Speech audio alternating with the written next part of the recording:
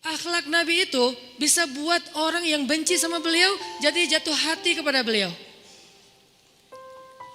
Kalau kita udah jatuh hati jadi benci. Kebalik. Nabi orang yang marah kepada beliau jadi jatuh cinta. Kita hampir jatuh cinta jadi marah. Kebalik nih akhlaknya. Berarti kita harus belajar banyak nih dari Rasulullah tentang akhlak. Beliau tuh bisa bikin seorang perempuan yang suaminya baru terbunuh, ayahnya terbunuh, pamannya terbunuh, saudaranya terbunuh dalam perang Khaybar. Yang dia bilang orang yang paling saya benci di muka bumi adalah Muhammad. Terus tiba-tiba yang namanya Muhammad datang menghampirinya di dalam tendanya, ditemani oleh beberapa orang sahabat. Lalu kisah itu diriwayatkan, Nabi datang dengan raut wajah yang penuh empati. Dengan raut wajah yang penuh empati. Bukan raut wajah orang yang sebagai pemenang perang. Kan Nabi menang perang waktu itu. Sebagai seorang tuan, bukan. Yang empati. Yang kayak sahabat banget gitu. Datang Nabi duduk di sebelah Sofia. Sofia diam aja, marah banget. Cuma dia gak bisa ngapa-ngapain karena dia berstatus tawanan perang. Mau gimana coba? Mau dia tusuk? Gak bisa, dia sendiri. Dan dia takut bahwa dia akan diperlakukan seperti umumnya orang memperlakukan tawanan perang. Karena dia belum paham, belum kenal Rasulullah. Dia kaget ketika Rasulullah SAW minta maaf sama dia. Kaget, gak ada cerita orang dalam perang yang menang minta maaf kepada yang kalah. Ada gak cerita kayak gitu? Gak ada tuh. Yang menang minta maaf sama yang kalah. Maaf ya kami menang. Jangankan perang, sepak bola aja susah nyari yang kayak gitu kan ya. Ini akhlak nih untuk kita teman-teman di Bandung dengan Persibnya. Nanti di Jakarta dengan apa Jakarta teh? Persijanya. Nanti yang menang siapapun yang tanding, maaf ya menang. Dari mana lo akhlak kayak gitu? Rasulullah. Karena yang itu lebih serius loh daripada bola. Bola kan cuma permainan, entertain, olahraga kan. Gak seserius perang. Perang itu serius. Kalah itu meninggal artinya terbunuh. Kalau kita kalah paling ya kurangnya apa? Nggak dapat skor gitu, nggak dapat poin.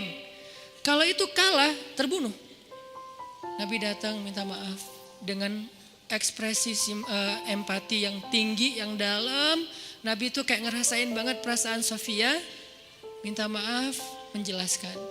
Sofia, maaf ya, aku ikut turut berduka atas wafatnya ayahmu, suamimu. Sofia marah banget. Terus Nabi menjelaskan apa yang terjadi. Aku tuh udah ngasih kesempatan agar kita gak usah berperang. Tapi mereka terus menyerang. Maaf ya, menjelasin lagi. Maaf ya, ngejelasin lagi. Berjam-jam. Seolah-olah Nabi yang minta pengampunan kepada Sofia. Seolah-olah Nabi itu tawanan perang.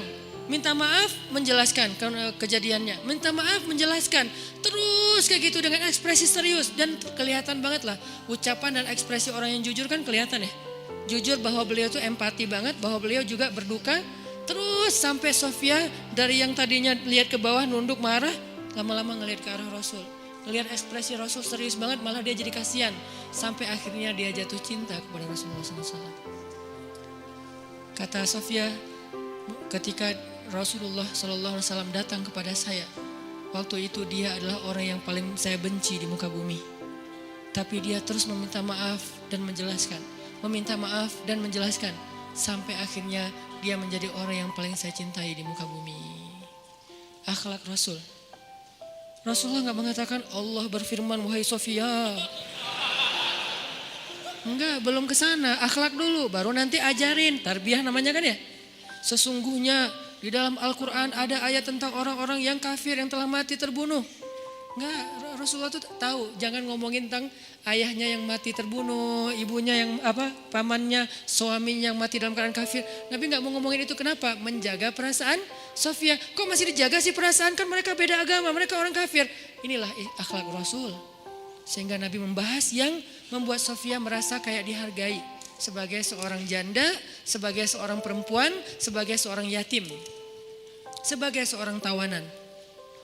Sehingga dia takjub dengan akhlak Nabi.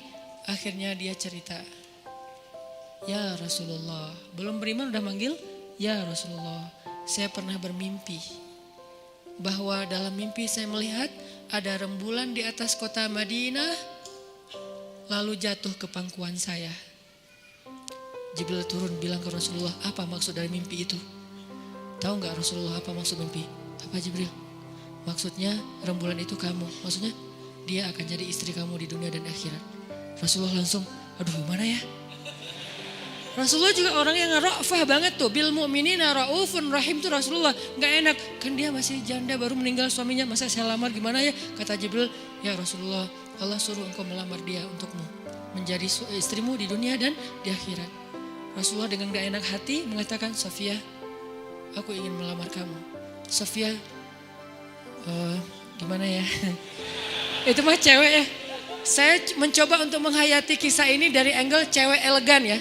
Bukan cewek biasa, oh boleh gak apa-apa sih, gue sih enggak. Cewek elegan, cewek terhormat, cewek yang soleha walaupun belum beriman. Pasti dia gak akan bilang, Alhamdulillah Masya Allah, A-nya panjang gitu kan ya. Terus pakai emoticon berderai-derai, enggak. Dia terhormat. Dia akhirnya saya terserah gimana baiknya aja, menikahlah Nabi dengan Sofia. Modalnya apa? Akhlak.